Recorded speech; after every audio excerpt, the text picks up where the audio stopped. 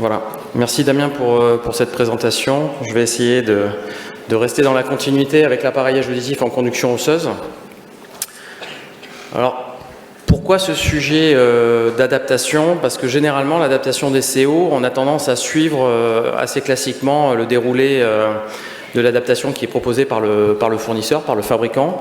Et je vais essayer donc de vous expliciter différentes techniques, en tout cas, qui permettent de mieux calibrer nos adaptations en conduction osseuse. Alors concernant les liens d'intérêt, donc j'ai quelques actions du groupe Diapason. Donc les objectifs, ça va être d'avoir une approche originale de la correction par ancrage osseux, d'être pratique grâce à des exemples. Donc là, vous allez rentrer dans ma cabine, vous allez pouvoir voir donc des captures d'écran, des vidéos de ce qui se passe dans la cabine, et d'aborder surtout un protocole de réglage des... Alors, BAHD, c'est Bone Anchorage Hearing Device, hein, donc ça rassemble en fait l'ensemble des vibrateurs à ancrage osseux. Voilà, comme on le ferait avec des aides auditives en conduction aérienne, on a des protocoles qui sont bien encadrés avec la conduction aérienne, et donc on va essayer de la même manière de voir qu'il y a possibilité donc, de faire des adaptations par ancrage osseux de manière très rigoureuse. Alors, dans les cas que je vais vous aborder, donc, je vais parler uniquement donc, des surdités de transmission ou mixte pour des patients qui vont tirer un avantage limité donc, des aides auditives en conduction aérienne, type infection d'oreille chronique, d'otite chronique, etc., donc, que Damien a explicité tout à l'heure. Là, je parle vraiment donc, de prothèses à ancrage osseux. Donc ça va concerner uniquement donc, les dispositifs donc, avec un pilier en fait, au niveau de la mastoïde. Donc je ne vais pas aborder tous les systèmes qui sont over the skin, c'est-à-dire les systèmes à peau fermée. Donc les deux dispositifs qui existent aujourd'hui à ancrage osseux sont le matériel cochléaire BAHA 6 Max. Et également, maintenant, le tout dernier appareil, donc le Ponto 5 Mini, qui est vendu par la société Oticon Médical. Donc ces deux dispositifs sont entièrement remboursés par la sécurité sociale, donc il n'y a pas besoin d'avoir de prise en charge de la mutuelle. Le montant de remboursement a un petit peu baissé et il est presque aujourd'hui à un peu moins de 3 200 €, renouvelable tous les 2 ans. Donc les derniers matériels disponibles en ancrage osseux, vous les connaissez certainement. Donc il y a le BAHA 6 Max donc de la société Cochléaire et le Ponto 5 Mini de la société Oticon Médical. Et j'ai entendu dire qu'il y avait un nouvel appareil un tout petit peu plus puissant que le Ponto 5 Mini qui allait pouvoir être remboursé dans les mois à venir. Alors première question. Donc vous allez pouvoir scanner en fait tout en haut le QR code et vous allez pouvoir donc participer au sondage. Donc la question est la suivante. Voilà. Comment évolue la dynamique auditive en conduction osseuse? Alors, il y a deux propositions. La première proposition, donc la Sony est identique en conduction aérienne et en conduction osseuse, ou alors la deuxième proposition, la conduction osseuse augmente plus vite qu'en conduction aérienne. Cette problématique de Sony, elle est très importante dans nos protocoles de réglage, puisqu'il va falloir qu'on tienne compte donc, de cette dynamique résiduelle pour ne pas créer d'inconfort avec nos patients, et ça va jouer également au niveau donc, des méthodes de réglage que l'on va pouvoir utiliser. Donc là, globalement, je pense qu'on va pouvoir arrêter le sondage, puisqu'on a à 92% donc, du public qui pense que donc, la Sony en conduction aérienne, osseuse augmente plus vite qu'en conduction aérienne. On va pouvoir passer à la dia suivante. Donc vous êtes des experts donc, de la Sony, tant en conduction aérienne qu'en conduction osseuse, puisque en effet, cette conduction osseuse, alors là c'est par fréquence, puisque la Sony finalement va varier différemment pour les hautes fréquences ou pour les basses fréquences, mais quoi qu'il en soit, que ce soit pour les hautes ou les basses fréquences, on va avoir une courbe d'évolution de Sony qui va augmenter plus vite pour les niveaux élevés. Donc là, le fait que la sensation osseuse, que la Sony augmente plus vite pour les sons forts, en conduction osseuse, ça doit nous poser la question donc d'un risque éventuellement traumatique. Et en fait, non, puisqu'on se retrouve avec des courbes, avec des niveaux maximum de sortie, avec différents dispositifs en ancrage osseux qui vont être assez bas finalement par rapport à ce qu'on peut retrouver en conduction aérienne. Donc la première idée, c'est de savoir que de toute façon, le risque traumatique, il est faible en conduction osseuse. On le sait parce que nos dispositifs n'ont pas une énergie suffisante. Et la deuxième, c'est qu'en fonction du dispositif en conduction osseuse qu'on va utiliser, on va avoir des niveaux de sortie qui vont être différents. Et ça, c'est un élément qui est important dans le choix de la méthode de réglage qu'on va utiliser, parce que je vais vous montrer dans quelques instants qu'il va falloir qu'on sélectionne véritablement le type de matériel à ancrage osseux qui va être mis en place, et il va y avoir un impact direct au niveau des cibles à atteindre. Donc là, on retrouve le principe de la dynamique que l'on retrouve en conduction aérienne, qui est quoi? Un appareillage auditif, c'est quoi? C'est ramener finalement la dynamique d'un normand entendant à l'intérieur de la dynamique du déficient auditif. Alors la problématique en CO, vous l'avez compris, c'est que finalement, mon facteur limitant, ça va être mon niveau maximum de sortie. Donc on va préférer quand même des systèmes avec un MPO, on va dire SP, c'est-à-dire de base, choisir un appareil qui est la plus grande puissance possible, en tout cas disponible, de manière à avoir des réhabilitations de manière à pouvoir bénéficier au maximum de la dynamique résiduelle. Alors ça, on le revoit dans la littérature, c'est-à-dire que là, on a une étude qui a été faite dans le calme, et là, une étude qui a été faite en milieu bruyant. Donc en milieu calme, on se rend compte que le seuil d'intelligibilité, finalement, avec un système, avec on va dire, surpuissant en ancrage osseux, on va avoir des résultats qui vont être meilleurs par rapport à un système classique, on va dire. Et puis dans le bruit, de la même manière, donc là, il faut lire à l'envers, puisque là, c'est finalement le SRT, donc c'est le seuil de reconnaissance dans le bruit. Donc on a un seuil de reconnaissance dans le bruit qui est on va dire, inférieur avec un système surpuissant qu'avec un système plutôt classique. Donc de base, on va préférer donc avoir un système à ancrage osseux avec une puissance qui soit la plus importante possible. Donc on va arriver donc à la deuxième question. Alors pourquoi, comme en conduction osseuse, en conduction aérienne, faut-il prescrire et vérifier le gain en conduction osseuse? Voilà. C'est-à-dire, globalement, ce qu'on fait en conduction aérienne, pourquoi on ne le fait pas en conduction osseuse? Voilà. Donc, est-ce qu'on prescrit un gain déjà? Donc ça, c'est des questions qu'on va voir ensemble. Donc, prescrire un gain, c'est quand même important. Je vais vous avancer différents arguments. Je pense qu'on est quand même, la plupart, on a un gain qui est prescrit, mais il n'y a pas de raison que ce qu'on fasse finalement en conduction aérienne, en appareillage traditionnel, on ne soit pas capable de le faire en conduction osseuse. Donc au niveau des tendances, on a quoi? On a donc pour améliorer l'intelligibilité, oui, je vais vous montrer que quand on prescrit un gain finalement et quand on vérifie que le gain prescrit est correct, on va améliorer l'intelligibilité. Pour prendre en compte les signaux vocaux dans le calcul de la cible, ça c'est également, je pense, un élément important. Là, on peut donner les résultats, s'il vous plaît. Voilà. Il est toujours difficile de travailler avec des appareils en conduction osseuse qui ont énormément progressé, avec des algorithmes de traitement de la parole, de traitement du bruit, des microphones directionnels, et finalement de régler ou de cibler l'appareil uniquement par les seuils en conduction osseuse. Donc je pense en effet que tenir compte des signaux vocaux dans le calcul de la cible, c'est important. Et ensuite, il y a un dernier item, c'est seul le fabricant peut vérifier le bon fonctionnement des prothèses à ancrage osseux. Bon, je vous donnerai la réponse, enfin en tout cas des éléments de réponse un petit peu plus tard. On peut passer à la slide suivante, s'il vous plaît. Encore juste celle d'après. Ah oui, c'est à moi. Toc. Voilà, donc la prescription d'un gain pour un appareillage auditif en ancrage osseux, les intérêts sont exactement les mêmes qu'en conduction aérienne. Donc ça va permettre d'optimiser l'audibilité pour les patients. Ça va permettre d'utiliser un traitement du signal non linéaire car basé sur des signaux vocaux. Il est toujours préférable d'utiliser un signal de parole dans les réglages en CO comme on le ferait en CA. En fait, c'est très trivial ce que je suis en train de vous expliquer. C'est-à-dire que ce que vous faites en conduction aérienne, vous faites exactement la même chose en conduction osseuse. Les avantages sont les mêmes. On a des systèmes qui vont nous permettre donc de mesurer ce traitement du signal et je vous ferai des petits exemples sonores tout à l'heure. Et puis les prothèses à ancrage osseux offrent désormais des options sophistiquées.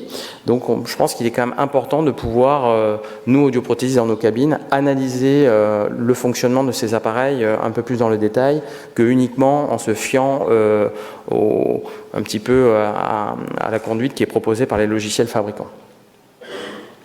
Alors la prescription et la vérification améliorent la cohérence des appareils entre les patients, ben oui. Donc là on a une étude qui nous montre que finalement, lorsque le gain est prescrit et lorsqu'il est vérifié, ben finalement on va avoir, on va dire une cohorte qui va être tout à fait peu de variations finalement, c'est-à-dire que plus ma perte va être importante, moins bon sera le résultat, mais j'ai pas de j'ai pas d'éparpillement, si vous voulez, au niveau de mes points.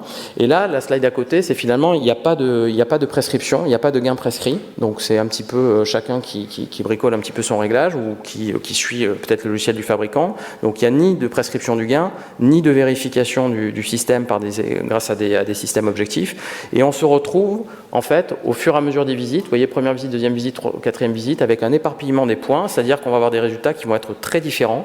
C'est-à-dire que le patient qui est tombé dans le laboratoire qui va bien en première visite, il va avoir un résultat très optimisé. Et puis, s'il se retrouve dans un autre laboratoire en quatrième visite, il aura un résultat qui sera très dégradé. Voilà.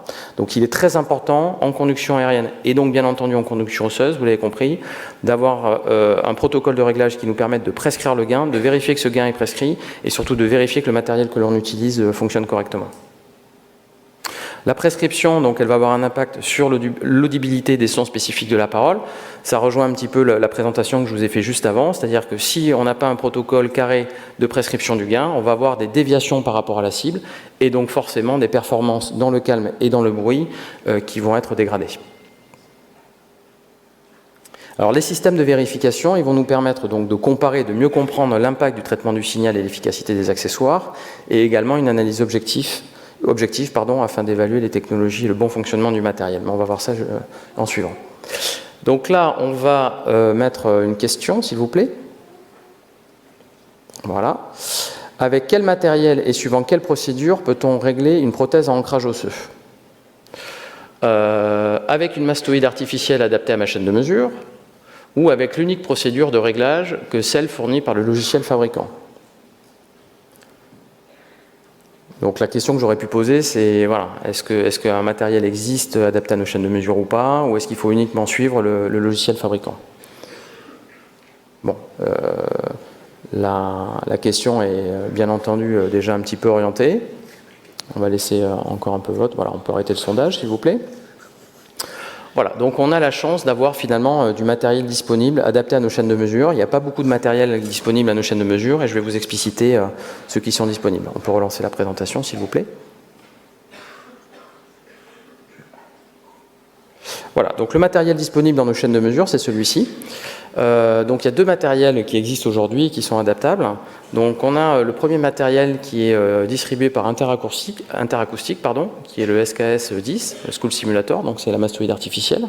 Et puis ensuite on a un autre matériel donc, de mastoïde artificielle sur le Verifit, c'est un matériel qui est distribué par la société Audioscan. Donc vous voyez la prothèse ancrage osseux, elle est fixée en fait, donc vous avez un pilier en fait, qui est fixé à la mastoïde. La mastoïde, elle est connectée à notre chaîne de mesure. Et puis on retrouve ici le petit micro de référence. C'est exactement le même matériel qu'on utilise avec nos coupleurs de CC en fait. La mastoïde artificielle en conduction osseuse, c'est l'équivalent du coupleur de CC avec les appareils auditifs en conduction aérienne. Et ici, on retrouve également le même principe. C'est une espèce de R2D2 là. Donc on a ici notre prothèse ancrage osseux donc, qui est clipsée sur la mastoïde avec un petit micro de référence. On est quand même assez limité au niveau du matériel puisque, à ma connaissance, ce sont uniquement ces deux mastoïdes artificiels qui existent. Donc, on a la possibilité, dans nos cabines, de faire quand même un certain nombre de tests et on n'est pas forcément limité ou désemparé à simplement avoir tout le temps à renvoyer le matériel au fabricant quand il y a un dysfonctionnement. Donc, ce matériel de mastoïde artificiel, il va avoir des courbes de réponse. L'équivalent du RECD, finalement, en CO, c'est le RHCD. Le Real Head to Coupler Difference, donc il y a tout un tas de protocoles qui existent, donc on adapte tout ça, et ça ce sont des données qui vont être intégrées dans les processus de réglage. Ce qu'il faut, c'est parler le même langage, en fait, si vous voulez, et raisonner comme on le fait en conduction aérienne. En conduction aérienne, pour définir la cible, je vous rappelle que c'est le seuil SPL au tympan qui va être nécessaire, et ce seuil SPL au tympan, il va falloir qu'il soit le plus précis possible.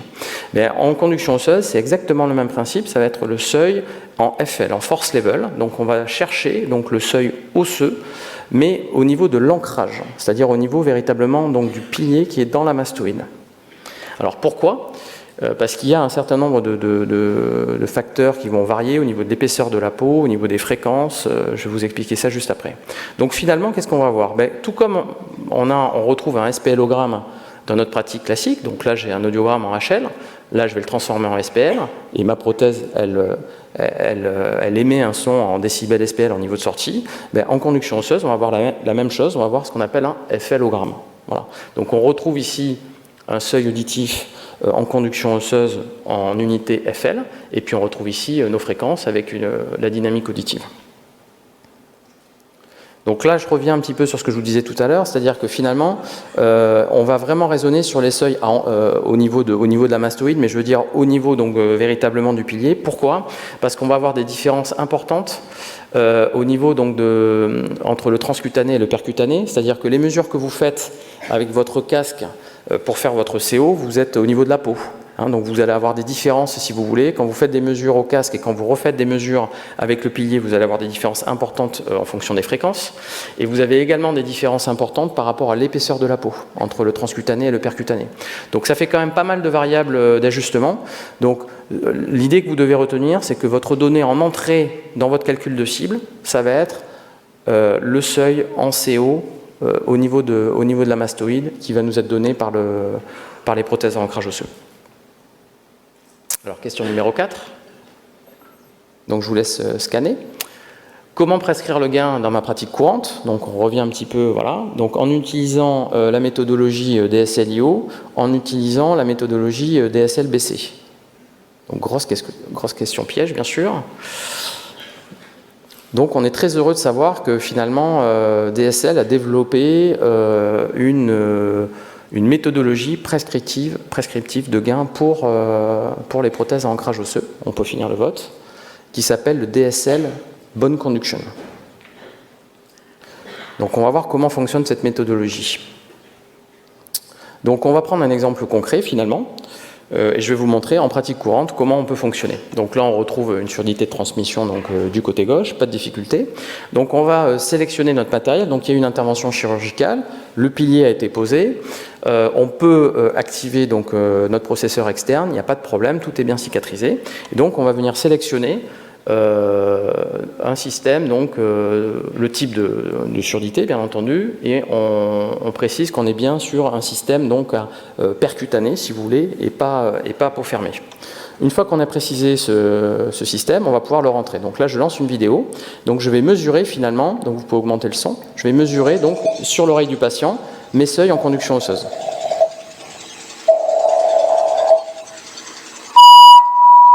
Ouais, va falloir baisser un peu le son. Désolé, petit audiogramme au public. Bon, c'est bon, on peut passer là, on peut arrêter la vidéo. Donc là, je mesure finalement mes seuils en conduction osseuse, et ce sont ces seuils en conduction osseuse que je vais utiliser dans ma machine juste après. Je vais pouvoir maintenant paramétrer donc ma chaîne de mesure. Donc là, j'ai mes seuils en CO, tout doucement, arrêtez. Vous pouvez mettre pause ou pas? Vous pouvez revenir en arrière ou pas? Voilà, là je vais sélectionner le type de BHA. Vous êtes revenu à 0, ça marche. Donc là, première étape, je sélectionne le type, excusez-moi de BHA, de BAHD. Donc vous avez compris que les cibles variaient en fonction du matériel qu'on utilisait. Allez-y, vous pouvez lancer la vidéo. On va revenir en arrière là. Alors, paramétrage UT. Là, allez, envoyez la vidéo. Voilà, paramétrage. Ça va vite. Donc en haut, je sélectionne le type d'appareil auditif puisque la méthodologie va varier. Donc là, j'ai BHD, voilà. Donc ça me dit attention, ma cible elle va changer. Je vais créer le FLogramme. Donc je vais rentrer les seuils en conduction osseuse. Donc le type de matériel, voilà, BHD. Donc là, j'ai tout mon matériel qui est disponible. Donc là, je choisis, donc c'est le 6 max. Donc ça va modifier finalement mes cibles. Maintenant, je vais saisir mes seuils qui ont été mesurés en direct, ceux que j'ai mesurés en direct sur le pilier. Donc je vais les recopier finalement dans mon logiciel. Donc là c'est fait manuellement en fait, on n'a pas possibilité d'avoir un lien. Donc ce sont les vrais seuils finalement en conduction osseuse à travers le pilier, mais avec toutes les pondérations qui sont prises en compte puisque j'ai sélectionné un matériel spécifique. Je vais pouvoir valider. Donc là je retrouve mon seuil normal, mes seuils en CO. Et là, j'ai mon FLogramme. Donc, tout comme j'ai mon SPLogramme, là, j'ai mon FLogramme. Ben, ça marche. Hop. Donc, je retourne dans mon logiciel. Donc, ça, c'est en parallèle. On est en double écran, hein, bien sûr. Donc, là, j'ai donc mes seuils qui ont été mesurés. Je clique et mon logiciel, il me dit, ben voilà, c'est ça ton réglage. Donc, généralement, on en est là, quoi. Donc l'idée, ça va être donc de vérifier qu'en fait, ces réglages sont corrects, ou en tout cas qu'ils peuvent correspondre aux cibles que l'on a choisies. Donc on va pouvoir le vérifier. Donc mon appareillage auditif en ancrage osseux donc, est dans mon caisson de chaîne de mesure, et je vais avoir des cibles qui vont apparaître. Donc là, je suis sur le pré-réglage du fabricant, je n'ai pas modifié mon seuil, mais c'est un tout petit peu le son. Donc là, j'ai mes cibles. Donc là, c'est une cible pour les voix faibles. Donc ma cible, ce sont mes croix, et ça, c'est mon signal vocal.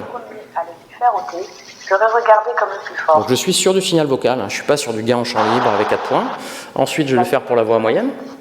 Chacun assurant qu'il était le plus fort. Donc on voit déjà qu'on est nettement surcorrigé au niveau des fréquences graves, alors que pourtant j'ai simplement respecté la méthodologie du fabricant. Le premier à le lui faire ôter serait regardé comme le plus fort.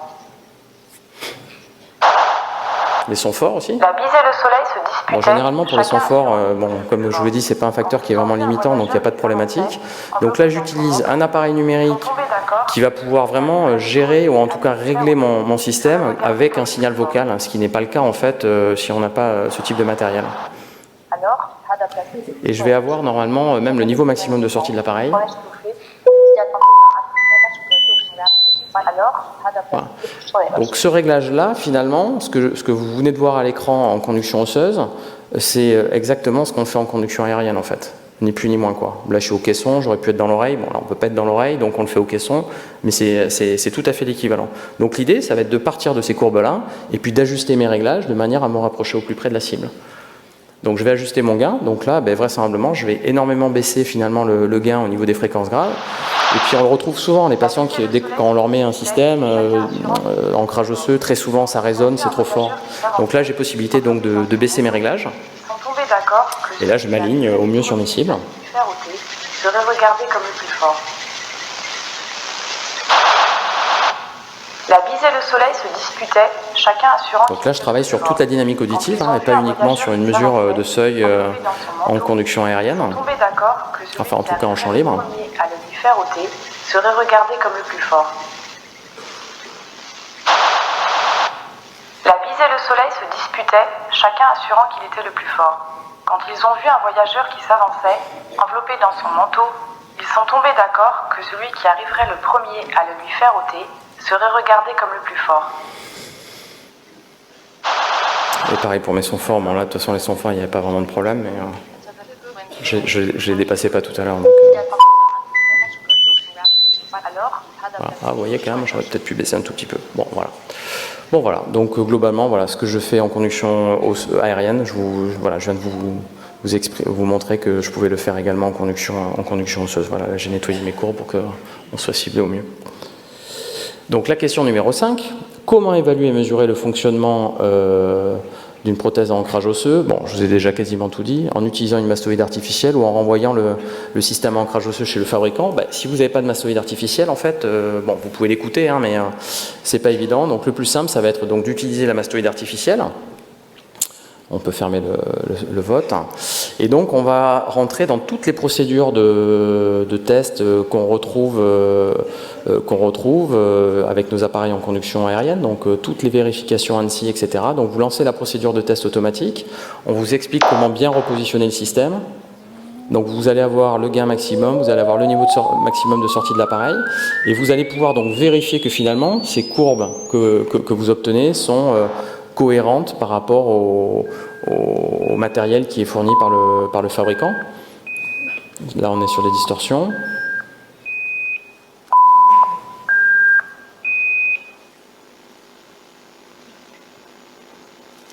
La consommation de la pile, je peux pas mesurer en fait la consommation de la pile du système.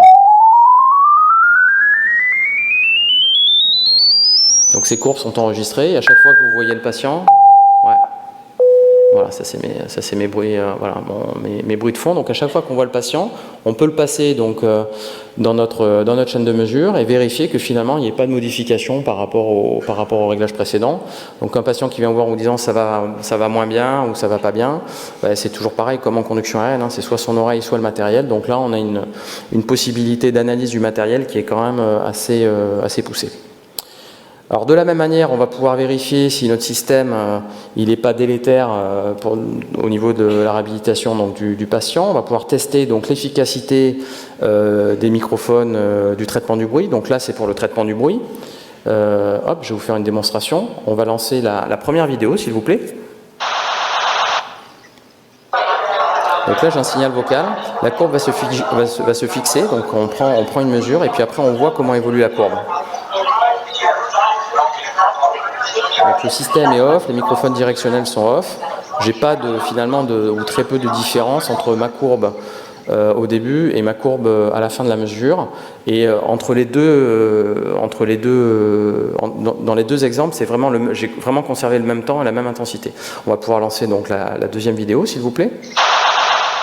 Donc là, le traitement du bruit est activé. Donc je retrouve mon bruit. Et puis, donc comme nous l'a dit Stéphane Gallego ce matin, il y a un temps de réaction du système qui varie d'ailleurs en fonction du matériel. Et là, on va voir donc ma courbe, elle peut évoluer, elle met du temps. Donc on va pouvoir ajuster de manière un peu plus fine finalement le traitement de la parole et du bruit sur ces prothèses à ancrage osseux et pas simplement se limiter, ou en tout cas savoir que lorsqu'on active un traitement de la parole et du bruit, on va baisser de 5 décibels. Voilà. L'amélioration rapportionnelle sur bruit, elle est donnée par la courbe tout en haut. Donc là, on sait qu'on a finalement une baisse donc, de 5 décibels du bruit par rapport au signal de parole quand on active le traitement. Alors, on va passer la slide après. Hop, voilà. On va pouvoir faire la même chose puisqu'il y a une orientation à respecter avec les microphones directionnels au niveau de la directivité des micros. Hein. Vous avez aujourd'hui la possibilité sur les prothèses à ancrage osseux de régler la directivité des micros. Donc, on va pouvoir évaluer la directivité des micros au niveau donc, de notre chaîne de mesure. Donc, on va lancer la première vidéo, s'il vous plaît. Donc là, je suis en omnidirectionnel. Donc j'ai éteint les traitements de la parole et du bruit pour pas qu'il y ait de mélange. Et j'ai juste les bruits omnidirectionnels. Alors j'ai forcément un effet de masquage par rapport à la position donc, de la prothèse à ancrage osseux. Donc j'ai des petits pics qui apparaissent. Mais la courbe, elle reste stabilisée comme ça. Et ensuite, je vais pouvoir faire la même chose donc en directionnel, la vidéo d'après, s'il vous plaît. Vous pouvez la lancer. Alors, la discussion est au campground. Taeyang travaille du gouvernement. Elle est pour d'or, nicht le star, avant le voyage. Train de l'Apple Flight, il y a 20 ans. Alors, la discussion est au campground.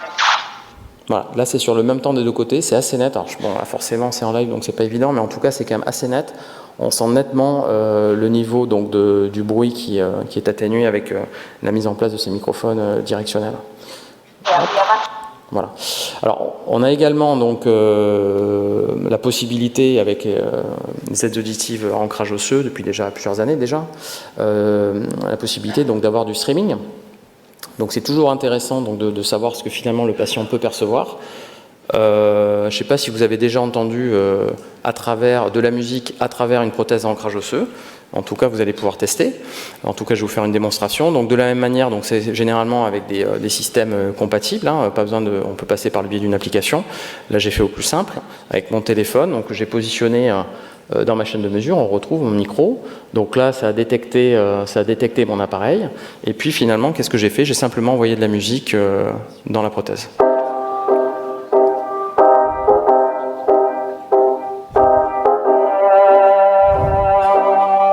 Alors, je pense notamment aux musiciens, par exemple, hein, ou des patients qui vont nous décrire, par exemple, une saturation avec certains morceaux musicaux ou certains harmoniques. Ben là, on va pouvoir visualiser en chaîne de mesure l'évolution donc, de la courbe de réponse.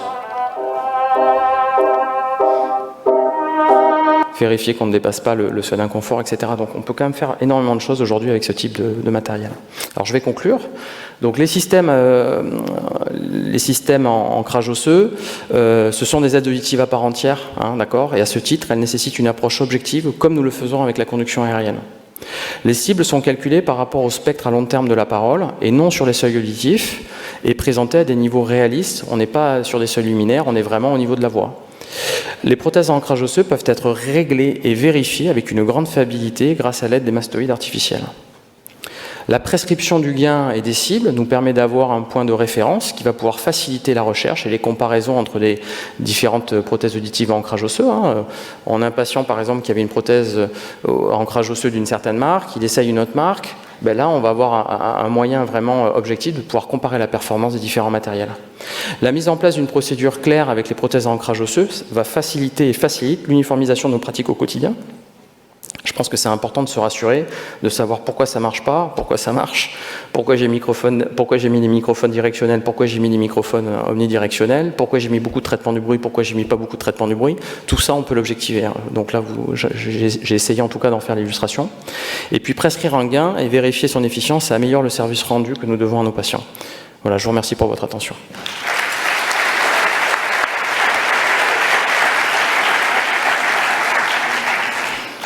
Cher Mathieu et Monsieur le Président, tu as énormément de questions, tu as passionné la salle. Alors, c'est normal, puisque c'est un sujet...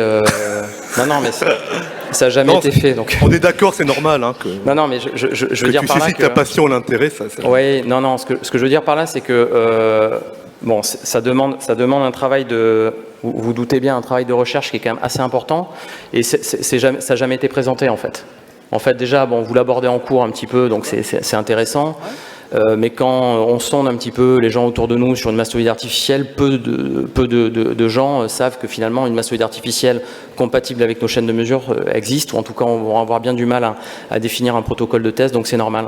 Donc il y aura de toute façon, enfin tu peux me poser quelques questions, il n'y a pas de difficulté, mais il y aura de toute façon dans les cahiers, je rédigerai un article à Arnaud, sous ta bienveillance, j'essaierai de répondre aux questions du public. Hein, voilà. Mais là il y en a une tout de suite là, que je te livre. Le plus gros problème de l'appareillage osseux est qu'on risque de faire une fonction cross sur certaines fréquences. Quelles précautions prends-tu? Quelqu'un qui te connaît te tutoie. Ça ne me pose pas vraiment de problème en fait. Forcément par conduction osseuse on sait qu'on va stimuler les deux côtés. Voilà. Je discutais avec mon collaborateur là, Paul Rottier, c'était intéressant, il s'est rendu compte qu'en fait c'est un patient qu'il a vu cette semaine qui était appareillé en conduction aérienne d'un côté et qui avait donc une prothèse à ancrage osseux de l'autre côté, en controlatéral, et il s'est rendu compte que finalement les courbes de réponse appareil éteint du côté de la conduction aérienne variaient en fonction de quand il allumait la BHA ou quand il éteignait. Alors j'avoue qu'il m'a un peu scotché parce que je ne m'étais pas posé la question, mais en fait oui, bien sûr, il y a un impact des deux côtés. Les patients, on stimule. De toute façon, c'est la vibration osseuse qui fait le travail, donc bon, a priori ça ne me pose pas de problème majeur. De toute façon, l'oreille la plus proche est quand même plus stimulée que l'oreille contralatérale. Voilà.